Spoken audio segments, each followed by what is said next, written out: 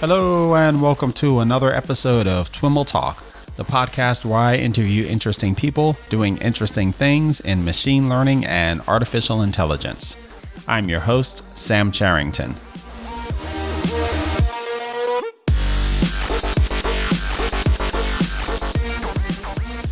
Hey TWIML listeners, if you're a fan of our AI platforms coverage, and especially if you downloaded our first AI platforms ebook, Kubernetes for Machine Learning, Deep Learning, and AI, then today is your day. While we've been working tirelessly on TWIMLcon, I have also been working on book 2 in the series, The Definitive Guide to Machine Learning Platforms. And I am happy to say that it is finally available to download now.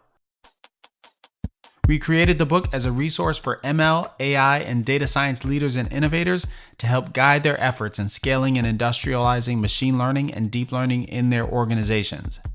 In this book, we address questions such as, why invest in increasing your organization's capacity to deliver machine learning and deep learning models? What are the key barriers to delivering ML and DL models? How have organizations like Facebook, Airbnb, and LinkedIn overcome these challenges, and how can their learnings be applied to your organization? What are the state-of-the-art machine learning platforms and tools, and how can you put them to use? How can you develop an AI platform strategy to support your organization's goals? To access the definitive guide to machine learning platforms, visit twimlai.com/AI platforms. And now, on to the show.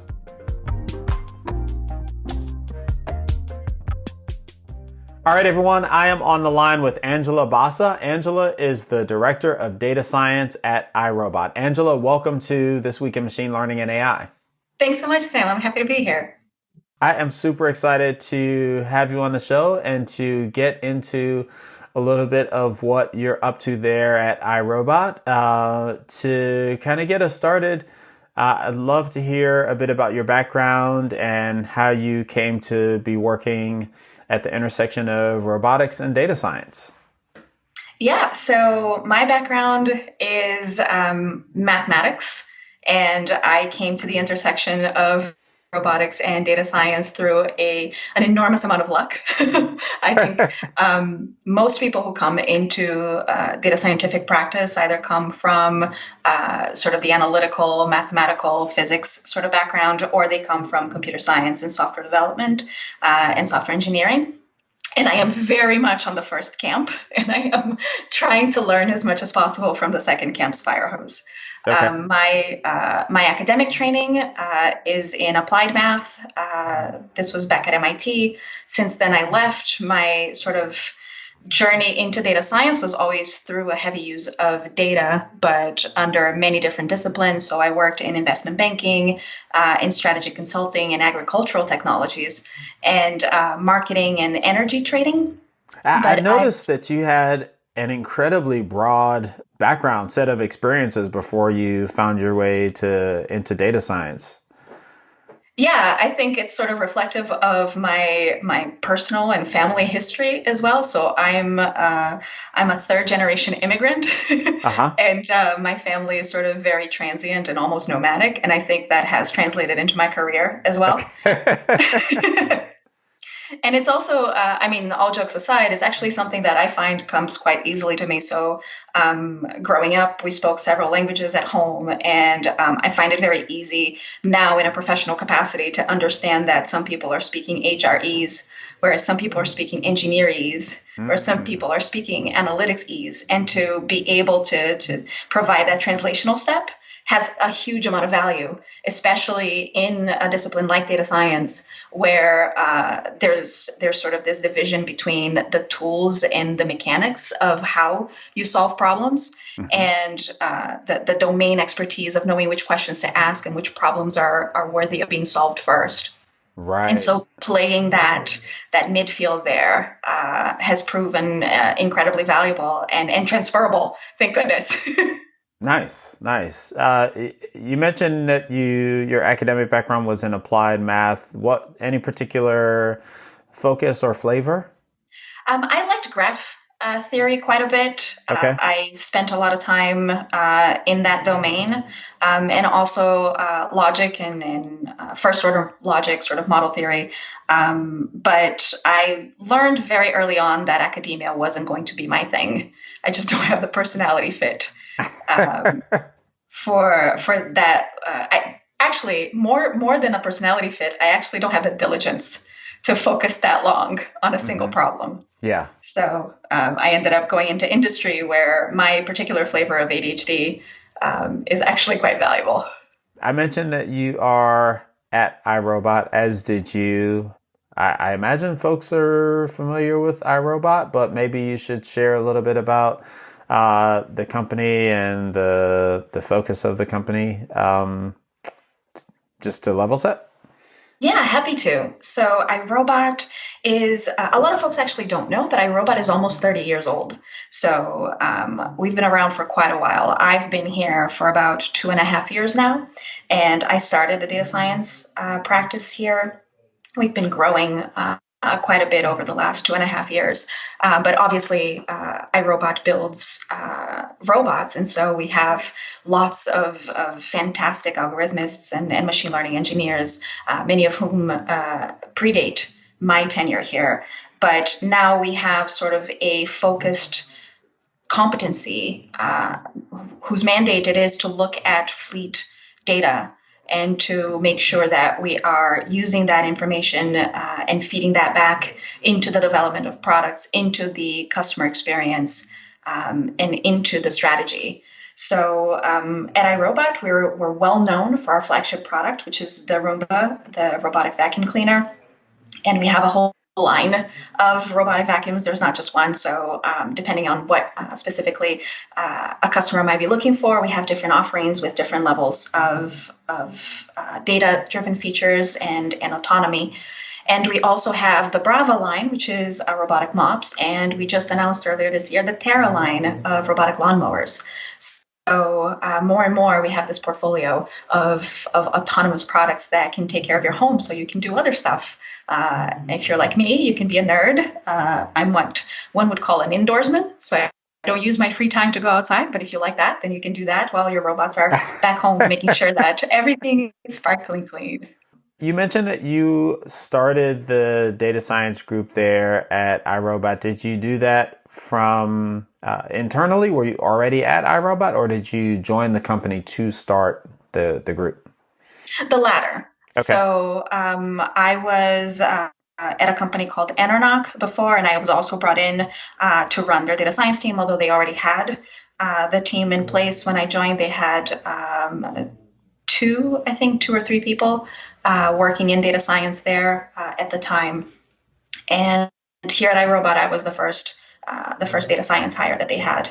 And there's always, pros and cons as to whenever you're starting a team, especially in established organizations. So it's very different if your product is data scientific. At that point, you probably have data science talent that's built in from either the founding team or at least very close to inception. Whereas when you're coming into an organization that is established and that has a product or an industry that they work within, and you're starting to infuse that organization with data and data-informed decision-making, there are certain times where it makes sense to start with more junior talent and just spelunking and figuring out what value you can extract from that data, or you can start very top-heavy and have more of a strategic or even a structural approach to it. And iRobot chose the latter, lucky for me. And I've been very diligently making sure that they never think that was a bad decision on their part. How did the company even come to know that it needed data science? What precipitated, creating the opening and opportunity for you to join the company? So I like to believe that it's because some people with a lot of foresight who were here before me saw that as part of the vision, as a compelling part of the story of what we're trying to do. So when you read about what iRobot is doing right now, we're talking very openly about this bet that we're making on the smart home and what we think that smart home ecosystem is going to mean going forward. But it all started, with a small step towards connecting our products to the cloud and allowing those products to leave artifacts for us to be able to inspect. And one of the things that has always been at the forefront here has been the utmost stewardship that we have of that data. This data is not being generated from pings that your mobile phone is making to the cloud that you carry on you. This is coming from inside your home. This is one of your most precious havens, and to allow somebody to allow a company to come in and autonomously, right, peruse that environment and report back is something that has to be done with a lot of trust. And so I think part of the strategy internally was to make sure that all of that was in place before letting a whole bunch of nerds loose spelunking on that data. So we had, go ahead. I was just going to ask you to elaborate a bit on what that data is and where it comes from.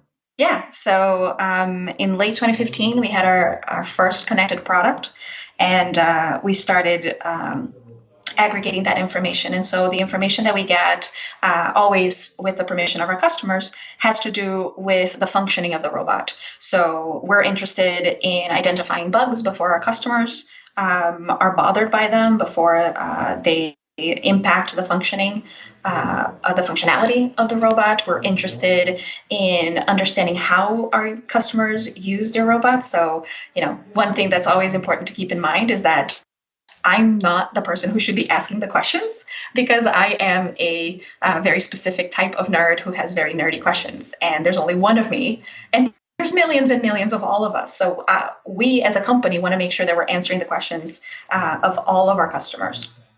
And so the data that we're collecting helps inform what our customers want from our products that maybe we haven't ideated yet. And then it helps us develop that. But one thing to keep in mind is that we never sell that data. That data is not the thing that we make money off of. The data is essentially the thing that allows us to do what our customers want from their product better than anybody else. Yeah, one of the things that I found, so I was at the AWS Remars conference a few weeks ago, and iRobot had a big presence at that event as well. And one of the things that I realized was that I just had a very dated view of the company and the products. Like, I remember when the Roomba first came out, and you can correct me if I'm wrong, but I think it was pretty dumb. Like, you just turn this thing on and it would like bounce in a wall and kind of randomly change direction. And the idea was that, like, if you kept this thing charged up enough and let it do it enough, it would eventually clean up, a room, right? As opposed to, what I saw today was, there were some visualizations that were like a total, like a SLAM type of, process where these robots have all kinds of sensors and they're like mapping out their environments dynamically and, employing some relatively sophisticated, certainly relative to, what I recall, algorithms to make sure that they're cleaning up all the parts of your house. And then you're getting into this notion of like collaborative cleaning with either multiple, like how does the broom robot work with the mop robot to clean a house? Like it's a lot more. It's like it's not your father's Roomba anymore or something like that. It's a lot more sophisticated than I remembered. Well, I think 15, 20 years ago, a lot of things in hindsight look dumber. I certainly look dumber when I think of myself 15, 20 years ago. But yeah, I think that's apt. So the robots today, I mean, the thing that happens with a company that has been around for almost 30 years is you have all of these code bases with a lot of institutional knowledge and a lot of love and passion embedded in there. And so it's hard to just say, yeah, we're going to start over. Yeah, no problem. All the people who came before, what could they have possibly known? Mm-hmm. And it's hard to do that, but that's sort of a little bit of what it takes. It takes discharging a lot of technical debt and starting fresh to be able to do all of these things. And today, the Roombas and the Bravas, some of the models, they can work together. So you can tell your Roomba and your Brava to tag team on a task. And so your Roomba might know exactly where it is. And so if you want the kitchen and the dining room to get cleaned and mopped, then the Roomba can dispatch and go to the kitchen, finish. As it's moving to the dining room, it communicates with the Brava mop that the kitchen is all done, that the mopping can start there, and it moves into the dining room. And then when it's finished with the dining room, it lets the Brava know that it can follow along. And so then both of those rooms get vacuumed and mopped, and you don't have to lift a finger. And with the Roombas, those also have the clean base now. So the top models have the clean base. So the Roomba can dock itself, and the base vacuums the bin of the robotic vacuum and stores that. So you don't have to touch it for sometimes weeks or months at a time until you have to empty the clean base. So this idea of autonomy is something that at least our modern product line is already delivering on, and the whole product line is always evolving towards. But what we're going towards really is beyond autonomy, which is something that Colin Engel, our CEO, talked about at Remars as well, which is intelligence isn't autonomy, right? If you autonomously can do something, that's great. That's better than not doing it and to require active direction. But if you can coordinate and if you can be responsive and collaborative, and if you can be part of a system that enables all of that collaborative, responsive autonomy to take place, then you're really talking about the transformative power of data, which is sort of what we're building our platform to be able to leverage. Is there an example of that in the context of Roomba in particular, or robotics, or iRobot in general, like how intelligence is greater than autonomy? Yeah, I think the one example would be if you can send a robot to perform a mission, right, in the parlance. So if you can send a robot to go and clean a room, that's great. But if you can tell that robot where in that room to spend more of its time, either because you know that there's a particular stain, or you know that there is a particular area that needs to be focused on, or if you know that that another robot in the family should follow along. And so if you can report back that you've identified there's something amiss in this region or that region. So the way that Colin sort of articulated it, which was really clever, not just because he's my CEO, I actually thought this was very clever, is if you think of the example of astronauts, right? If you have somebody who is able to make it to the moon and back, that's great. But if or make it to Mars and back, but if they're there and they have gone through a battery of training to make sure that they can withstand the journey, they don't have infinite RAM, so they can't know all of the things. So if you have somebody back in Houston who can tell them, hey, that rock over there that you're not paying any attention to because you're not a geologist, but I am, pick it up and bring it home.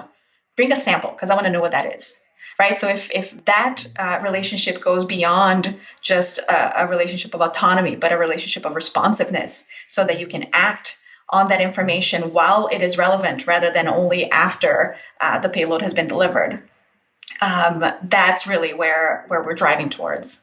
And so when you think about applying data science in this context, how do you break down the different roles and places that you're applying data science? And I guess I'm thinking of it kind of crudely in terms of use cases, maybe. Like, I'm imagining you could apply this to, certainly the autonomy of the robots within the home.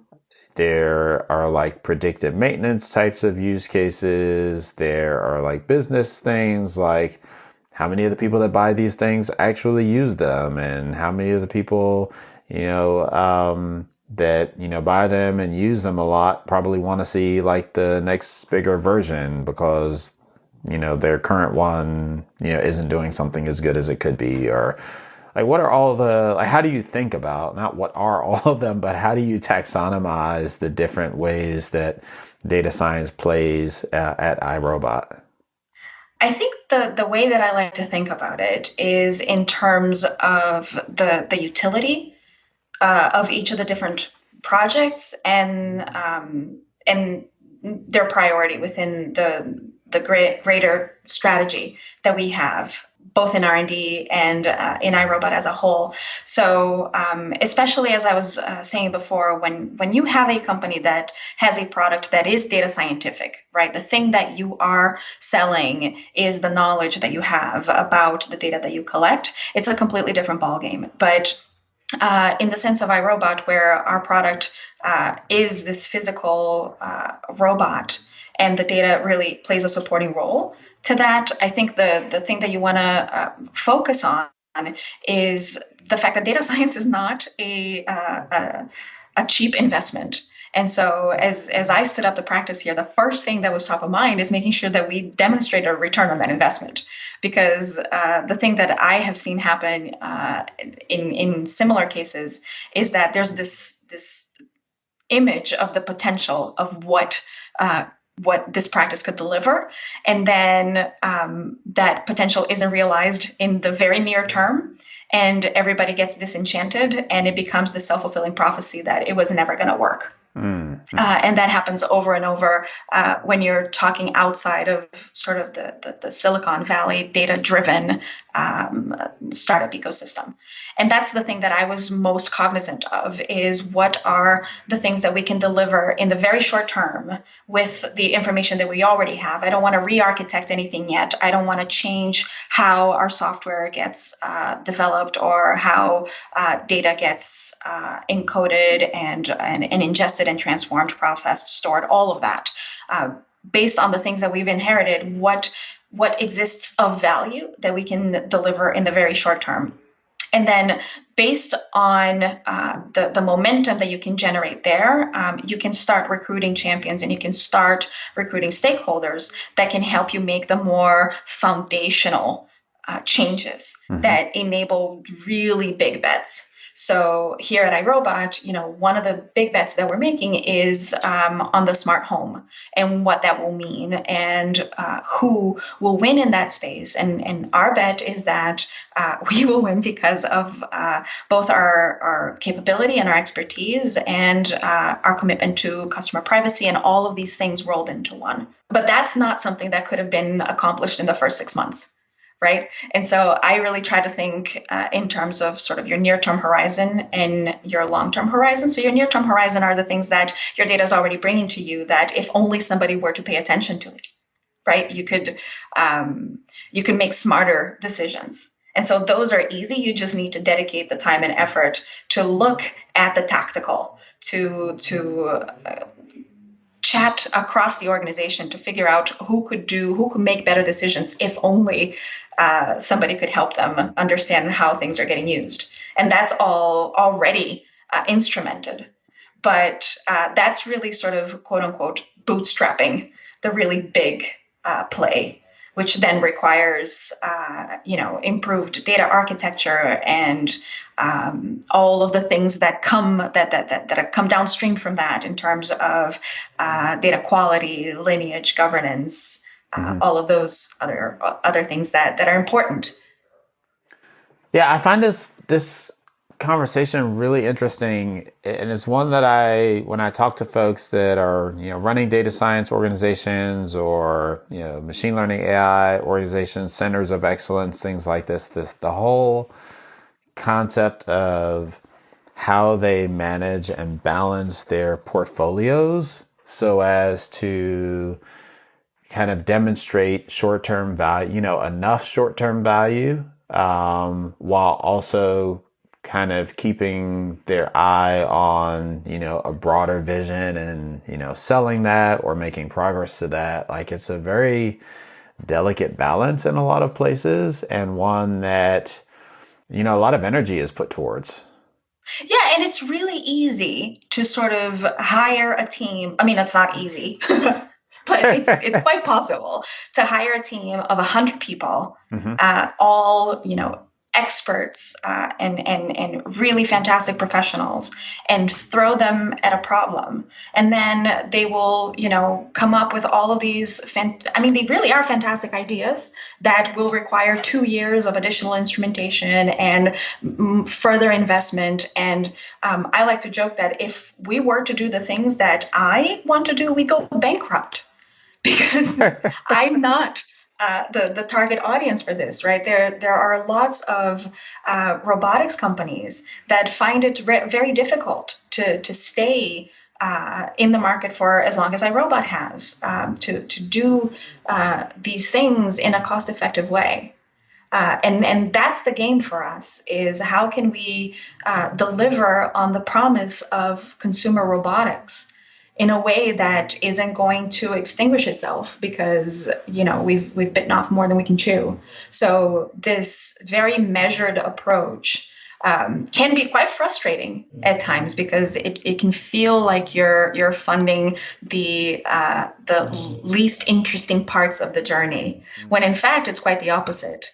What I feel like I'm doing is I'm clearing the midfield so that my key players can then be able to take amazing shots without having this constant oversight and this demanding voice that why haven't we paid for ourselves yet? Mm-hmm, mm-hmm. Sounds like you're a football fan. I am, and I call it football. Like for me, it's soccer. So for folks who might be listening in who don't know, I was actually born and raised in Brazil, and I have just started to learn American football rules. So now it gets really confusing. Nice. So how big is the data science team there now? So we have a blended team. So we don't have just data scientists in our data organization, which is also something that I think is fundamental to our success so far. We started with data scientists, but as we've grown the portfolio of solutions that we offer internally and in our production environment, we've been adding specializations. So we have a blended team of data architects, data stewards, data engineers, data analysts, and data scientists that help us cover all of the different things that we have on our roadmap. How many on the data team there? So on the data team per se, I think we have 12 people right now. One of the things that I wanted to dig into a little bit is how you have built out processes and platforms to support delivering models into production and doing the work of the team.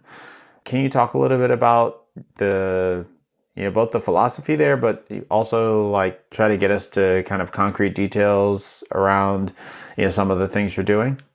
So for a company like iRobot, one of the things that we had to do was we had to discharge a lot of technical debt. So a lot of our products originally were each one independent a platform. And so they had a code base and all of the ancillary things that go with that were independent of each other. And that made it so that each platform was robust. And there are lots of benefits with that in terms of manufacturing. But one thing that proved less than helpful was the fact that there was very little modularization. So it was hard to be able to reutilize learnings and to shift priorities as they needed to happen. So one of the things that we recently underwent was a reorganization where we brought data science specifically closer to engineering and closer to product management.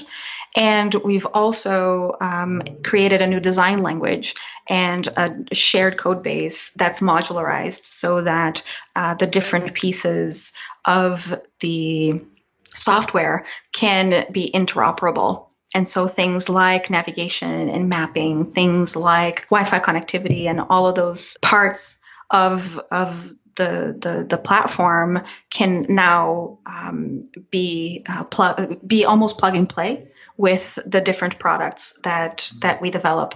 And what that does is it really allows us to be much faster in our ability to write software. And so what we're moving towards are these robots that become smarter over time. So hardware is very different than software. You can't just release an OTA and get new hardware and new injection molded plastic in people's hands, but you can do that with software. And so if we can have a smart platform that is part of the hardware that can receive improved direction over time, then that allows us to be able to solve the problems that our customers have in more intelligent ways. And so we essentially embarked on that not too long ago, and we've been operating under that model for all of 2019, essentially, where we have now a DevOps culture, and we have a cloud culture, and we have a data-driven culture that is imbued into all of the different teams so that they can leverage the power of this new design language that is shared across all of our products. And so when you say design language, what does that really mean? So it means a lot of things. One of the things, for instance, is we used to have a homegrown coding language for some of our robots because of the restricted nature of the compute that was available to them, which is perhaps what might have made them feel less than intelligent 15, 20 years ago. But moving forward into the present and the future, that just wasn't going to cut it. And so a lot of our code base right now is in Python. And that helps both in terms of attracting talent, but also in terms of shifting talent around and shifting learnings around. And are we talking about code on the robot or code somewhere else? Yes, and. So not all of the parts are in the new paradigm yet, because this is a transition, but a lot of it, both on robot and off. And also in terms of the types of things that can happen on the robot. There's a lot more power that the robots have, for the things that they're capable of doing right now. So if you're going to have teaming take place, all of that needs to happen, and it needs to happen on the edge so that that information doesn't necessarily need to get sent back home for things to work the way that they should. Sure. Yeah, it strikes me that there's, platform in this conversation is going to be a little overloaded in the sense of the robot itself is a platform. It's a hardware platform, and then you've got a software platform sitting on that hardware platform. And then you've got, that's presumably connected to the cloud, right? Exactly. AWS, that's a platform. And so, in that kind of environment, where does DevOps come into play, and how is that used presumably to help tie all these things together? So the way that it comes into play is twofold. I think one is just as a mentality that all of the software developers need to have in terms of the level of ownership of code. But on top of that, I think the as you described, a different layering. So we want to have folks work on the things that they're good at, the things that they're passionate at, and not on the things that are unnecessary. So the same kind of mentality applies to data science. And I'm going to speak to data science because that just comes more easily to me. But in both data science and machine learning, you want to have that same DevOps culture where you don't want to spend 80% of your time cleaning data. You want to spend 80% of your time figuring out how your data is dirty and then writing code that solves it. So the next person doesn't have to do that as well. So that has to come individually from each member of our team, but we also have a team dedicated to maintaining all of those different layers, both on the hardware platform, the software platform, and the cloud platform. I don't know if that answers your question. Kind of. It starts to get us there. What is that team called? So that team is the Cloud Ops team. I guess one question that I've got is, as a company that kind of ships these products that are inherently platforms, I'm wondering if you also have like horizontal, platforms or tools or processes that are, just how you develop models at iRobot, or how you, do experimentation, or how you do deployments that are kind of independent of the individual robotics platforms, or, because you're developing these like highly integrated things, is everything very specific to one product? Well, that's the crux of it. So we were handicapped by the fact that we were faced with exactly what you're describing, where we had all of these different, distinct platforms. And so, as you well know, and as your audience knows, machine learning requires a lot of training data. Mm-hmm. And so how can we train these models with the ultimate objective of having them be as robust as possible? And so there's a lot of information that that these different formally distinct platforms were collecting that weren't distinct at all. So that information should be able to all be used, but it couldn't, because they were coming in through disparate mechanisms, using different schemas, using different code bases. And so part of this re-architecture has really been to have a unified, and we call it a design language, because it applies both to the industrial design of the hardware, but also the code plasticity underlying all of that.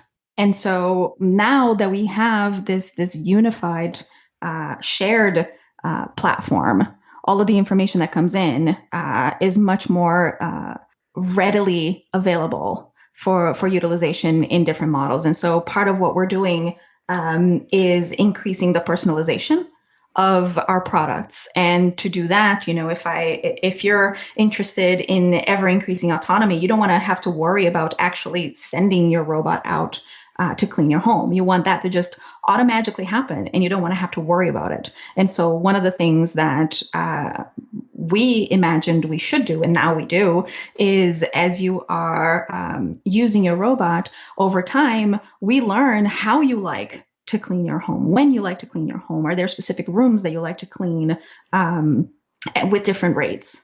And so we can make recommendations for you on when you should run your robot, or during what times, in what rooms, so that you can just say, yes, please do this for me, and stop bugging me. Right. And then the robot will take over. And if you have one with a clean base, then the robot will take over, and it will run its cleaning missions on the frequency that you've specified. And you only touch it when the clean base is full. And so one of the things that's important to keep in mind with something like that is you're actively telling your customer to not engage with your product.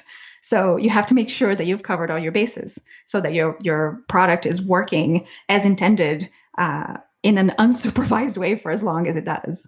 So what's the experience from the data scientist perspective? Like there's now post this re-architecture, is there a centralized place like a data warehouse or something where they access all of this data? And then are there specific tools that they are able to use now to build models that are independent of, where those models are ultimately going to run from a robot perspective? What services or experiences does that layer provide for the data scientists that need to work on these different models for these different robots? It really depends on the use case, right? So if you have a robot and your robot has sent you a message for whatever reason, and so it's blinking, and you go and you look in your app, and if your app is not reflecting exactly what your robot is saying, you're going to think that we don't know what we're doing. Mm-hmm. So that's one use case where it's, it has to be extremely low latency and fairly high concurrency. So that use case for our data management is very specific. Whereas for the data scientists, as you asked, we don't really have a need for extremely low latency, because it's sort of a research environment that as we discover things that we would like to do, we can then go into our data lake and swim in it. So there are these different architectures that serve different purposes, as well they should. So in our data lake environment, where our data scientists are doing a lot of their researching, that's now a centralized place that has reduced a lot of the overhead that our data scientists need. So a lot of the processing is taking place centrally, and we've abstracted a lot of the complexity of aggregating and transforming all of that in our lake, so that the data scientists are essentially dealing with derived data sets that already are in the format that is shared across all of our different products and all of our different platforms, so to speak. That data lake, is that, what is that? Is that S3 or Redshift or something else, or some combination of, other things? It's a combination because of the different requirements of how that those different data stores are traversed. So for the data scientific case in particular, we rely quite a lot on Athena. Okay. For the querying and the creation of extracts for research. One important thing to note as well is that there are significant access controls to all of these different parts of the environment, and there are also the different parts of the data lake that can be hashed or tokenized. So I don't necessarily need to know what you call a particular room. I just need to know that you care enough that you've named things, right? Like I don't need to know what you call your robot, but I would like to know that you love it enough that you've named it. So those types of data care and maintenance are the things that we've centralized, so that you don't have to worry whether the data scientist knows enough to not go spelunking when they're not supposed to. And we're really trying to protect our data scientists from themselves. And so you've got this data lake environment that is Athena and other things, depending on the use case. What are the types of tools that data scientists are typically using there? Are you doing a lot of deep learning types of things with TensorFlow and that kind of stuff, or scikit-learn, or what does the modeling experience look like from a data scientist perspective at iRobot?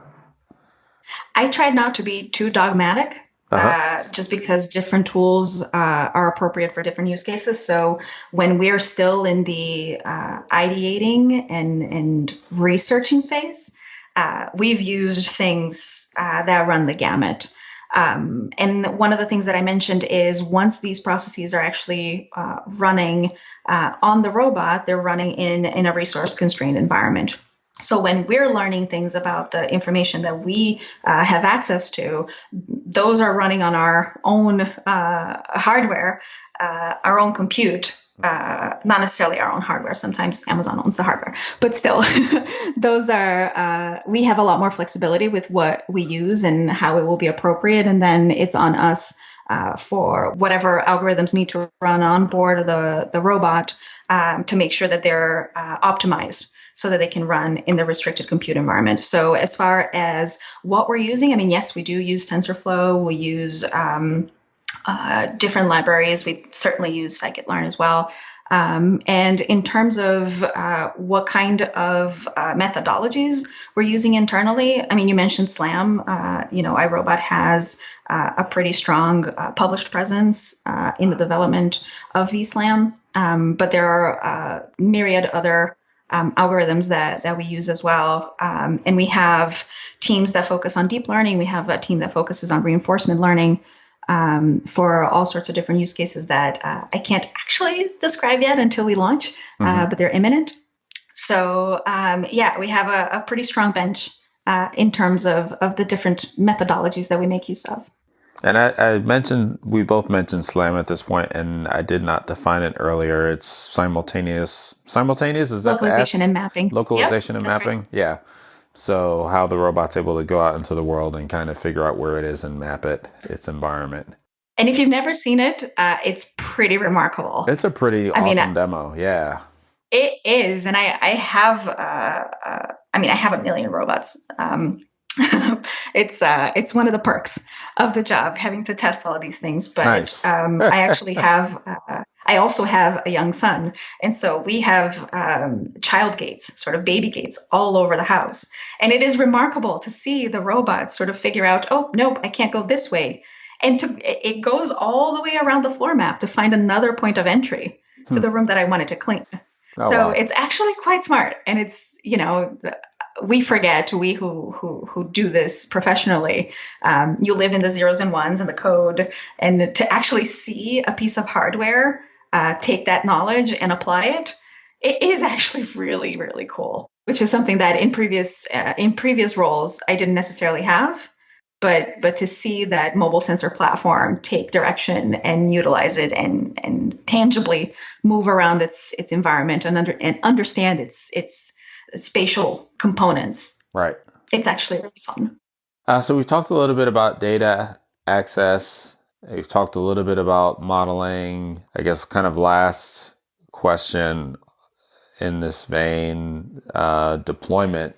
How are you deploying models so that they're kind of accessible for inference? Like I'm thinking about AWS has like this green grass thing where you can like deploy models out to the edge, or I'm assuming that the iRobot platforms aren't like green grass endpoints, or that you're running, I don't know, you tell me, are you running like serverless model deployment on the robots and that kind of thing, or how funky does it get? Yeah, so we're pretty bought into the serverless architecture paradigm. And so that is essentially how most of the platforms run on our side. But in terms of deployment for the algorithms that run on the edge, we actually have an OTA pipe that because the OTA being over the air, like how you update the robot. Yes. Right. Exactly. I forget my TLAs aren't everybody's TLAs, three-letter acronym. So thank you. Because these things are running on a autonomous vehicle. I mean, these aren't, on the streets, they're in your home's hallways. And so once we introduce those models into the platform software and we compile it and we ship it, there's an extensive amount of testing that needs to happen so that, if you're a customer and we're sending you these really cool new features, the thing you want this robot to do is vacuum your home. That's what you went and got this robot for. So that's the thing that we never want to compromise. And we make sure that any new features that we introduce, be them data scientific or not, is we have to go through this extensive battery of testing to make sure that the robot still functions and it's not going to, act all crazy because it's hardware. It's not just that the zeros and ones are going to fly through the screen. No, the robot is a thing that can hit your puppy. So we definitely don't want that to happen ever. So we don't have an over-the-air pipe that delivers just new model features. But what we do is we have this robust system for delivery, both to factories and to customers. And that's all delivered through AWS, but it's not Greengrass because that would be specifically just for model deployment. Well, Angela, thanks so much for taking the time to chat with me about just a little bit of what you've got going on there. It sounds like really interesting stuff, and probably that we need to follow up at some point to go into more detail. Yeah, that would be great.